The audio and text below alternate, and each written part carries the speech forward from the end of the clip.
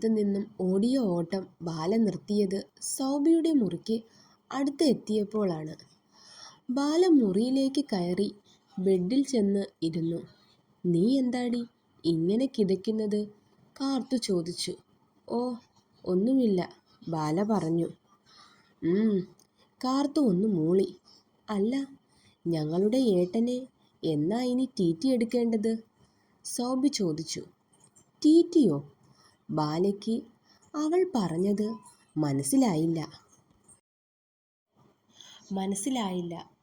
"ദേവേട്ടനെ കടിച്ചു കുടയുന്നത് ഞങ്ങൾ കണ്ടായിരുന്നു. അതുകൊണ്ടാ ചോദിച്ചേ, ഏട്ടന് ടി എടുക്കേണ്ടി വരുമോ എന്ന്." ബാല അവരെ നോക്കി നല്ലോണം ഒന്ന് ഇളിച്ചു കൊടുത്തു. ലച്ചുവിന് എത്രയൊക്കെ ശ്രമിച്ചിട്ടും കണ്ട കാഴ്ച മറക്കാൻ കഴിയുന്നുണ്ടായിരുന്നില്ല. വൈകുന്നേരമായപ്പോൾ മാടശ്ശേരി തറവാടിന് മുന്നിൽ 2 കാർ വന്നു നിന്നു. അതിൽ നിന്നും ഇറങ്ങിയവരെ കണ്ട് ജലജ ഒന്ന് ചിരിച്ചു. ശേഷം അവരെ അകത്തേക്ക് കൂട്ടിക്കൊണ്ടുപോയി. "കാർത്തു, ഒന്ന് താഴേക്ക് വന്നേ," ജലജ വിളിച്ചു പറഞ്ഞു. ബാലയും സൗബിയും കാർത്തുവും കൂടി ഏണിയും പാമ്പും കളിച്ച് ഇരിക്കുമ്പോഴാണ് താഴെ നിന്നും ജലജയുടെ വിളി വന്നത്. "ഓ, സമ്മതിക്കില്ല ഒന്ന് കളിക്കാനും," അതും പറഞ്ഞ് കാർത്തു താഴേക്ക് പോയി.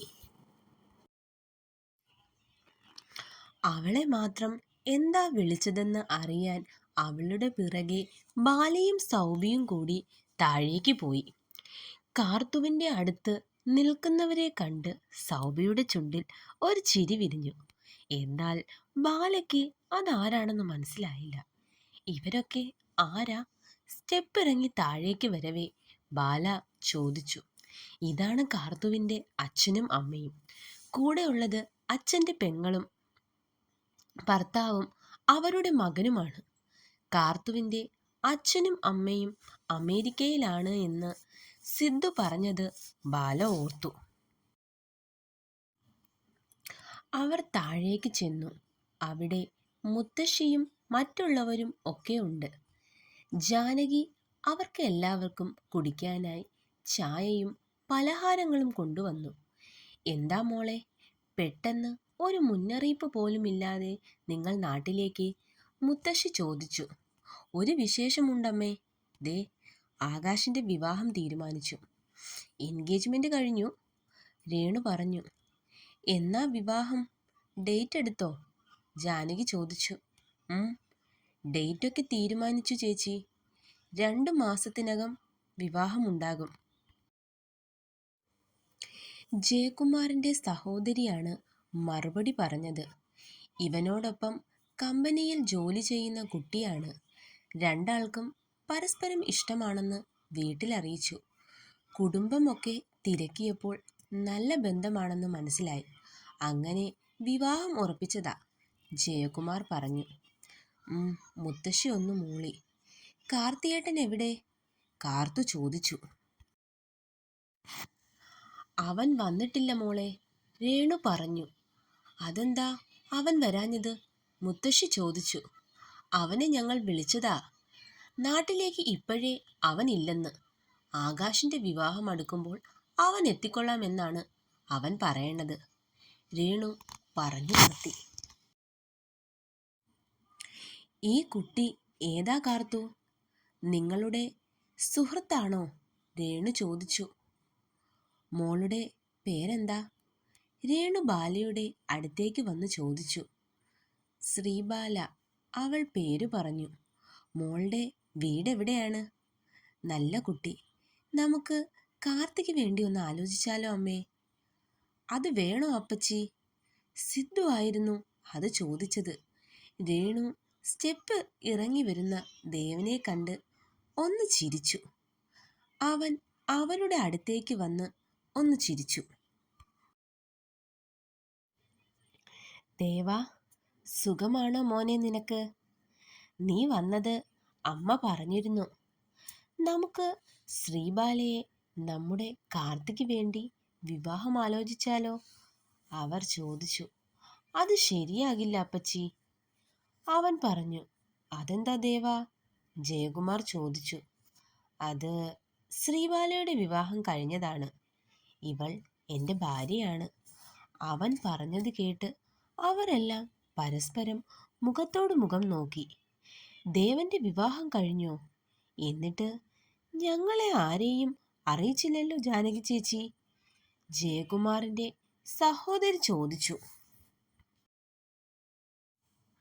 വിവാഹം വളരെ പെട്ടെന്നായിരുന്നു, അതുകൊണ്ട് ആരെയും അറിയിക്കാൻ പറ്റിയില്ല, മുത്തശ്ശി പറഞ്ഞു. എന്നാൽ അവരുടെ ആ സംസാരത്തിൽ രേണുവിന് എന്തോ വല്ലായ്മ തോന്നി. ഈ കുട്ടിയെ കണ്ടാൽ വിവാഹം കഴിഞ്ഞതാണെന്ന് തോന്നില്ല. സാധാരണ താലിയോ സിന്ദൂരമോ എല്ലാവരും ഉപയോഗിക്കും. ഇത് ഒന്നും കാണാത്തത് കൊണ്ടാണ് ഞങ്ങൾക്ക് സംശയമായത്, ആകാശ് പറഞ്ഞു. ഞാൻ തന്നെയാണ് ശ്രീബാലയോട് ഇതൊന്നും ഉപയോഗിക്കണ്ട എന്ന് പറഞ്ഞത്. കാരണം കോളേജിൽ ആർക്കും അറിയില്ല ഇവളുടെ വിവാഹം കഴിഞ്ഞതാണെന്ന്. അതുകൊണ്ട് തന്നെ ഇതൊക്കെ ഉപയോഗിച്ച് അതാരെയും അറിയിക്കണ്ട എന്ന് വെച്ചു, സിദ്ധു പറഞ്ഞു. ആകാശ് ഒന്ന് മൂളി. നേരം സന്ധ്യയായപ്പോൾ ജയകുമാറും മറ്റുള്ളവരും പോയിരുന്നു. രേണു പോയില്ല. അമ്മയോടൊപ്പം നിൽക്കണമെന്ന് അവർ പറഞ്ഞപ്പോൾ ജയകുമാർ രേണുവിനെ അവിടെ ആക്കി പോകുകയായിരുന്നു. രേണു വളരെ പെട്ടെന്ന് തന്നെ ബാലയോടടുത്തു. അമൃതയും കാർത്തുവും സൗബിയും ബാലയും രേണുവുമൊക്കെ ഗാർഡനിലിരിക്കുവാണ്. ബാല തന്നെ അവരോട് സിദ്ധുവിൻ്റെയും അവളുടെയും വിവാഹം നടക്കാനുണ്ടായ സാഹചര്യവും അത് കഴിഞ്ഞുള്ള അവരുടെ തല്ലുകൂടലൊക്കെ പറഞ്ഞു കൊടുത്തു.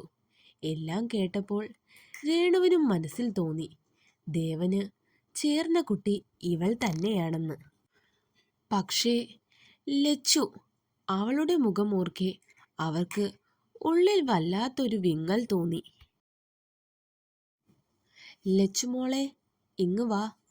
ലച്ചു അവരിൽ നിന്നും മാറി അകലെ ഇരുന്ന് ലാപ്ടോപ്പിൽ എന്തോ ചെയ്യുകയാണ്. അവൾ അവിടെ നിന്നും എഴുന്നേറ്റ് പോകുന്നത് കണ്ട രേണു അവളെ അങ്ങോട്ടേക്ക് വിളിച്ചു. ഇവിടെ ഇരിക്ക്. അവർ അവളെ അവിടെ പിടിച്ചിരുത്തി. നിന്നെ ഒരാൾ തിരക്കിയതായി എന്നോട് പറഞ്ഞിരുന്നു. രേണു പറഞ്ഞത് ലച്ചുവിന് മനസ്സിലായില്ല. കാർത്തിയെക്കുറിച്ചാണ് ഞാൻ പറഞ്ഞത്. കാർത്തിയെക്കുറിച്ചാ ഞാൻ പറഞ്ഞത്. അവൾ വെറുതെ ഒന്ന് മൂളിയതേ ഉള്ളൂ. ലച്ചു പതിയെ അവളുടെ മുറിയിലേക്ക് പോയി. പാവം കുട്ടി, രേണു പറഞ്ഞു. കാർത്തിയേട്ടനെ കാണുമ്പോൾ അറിയാം ആ പോയ പാവത്തിൻ്റെ ശരിക്കുള്ള സ്വഭാവം, കാർത്തു പറഞ്ഞു. അതെന്താ കാർത്തു നീ അങ്ങനെ പറഞ്ഞത്? ബാല ചോദിച്ചു. അത് വേറൊന്നുമില്ല മോളെ. ചെറുപ്പം മുതൽ ലച്ചുവും കാർത്തിയും പരസ്പരം ചേരില്ല. പരസ്പരം എപ്പോഴും അടിയും വഴക്കും. വളരുമ്പോൾ എല്ലാം മാറിക്കൊള്ളുമെന്ന് എല്ലാവരും വിചാരിച്ചു. എന്നാൽ വളർന്നിട്ടും ആ സ്വഭാവം മാത്രം രണ്ടു പേർക്കും മാറിയിട്ടില്ല, രേണു പറഞ്ഞു നിർത്തി. ഹായ് ഫ്രണ്ട്സ്, അപ്പോൾ സ്റ്റോറി എല്ലാവർക്കും ഇഷ്ടപ്പെടുകയാണെങ്കിൽ ചാനൽ സബ്സ്ക്രൈബ് ചെയ്യാനും അതുപോലെ ലൈക്കും കമൻറ്റും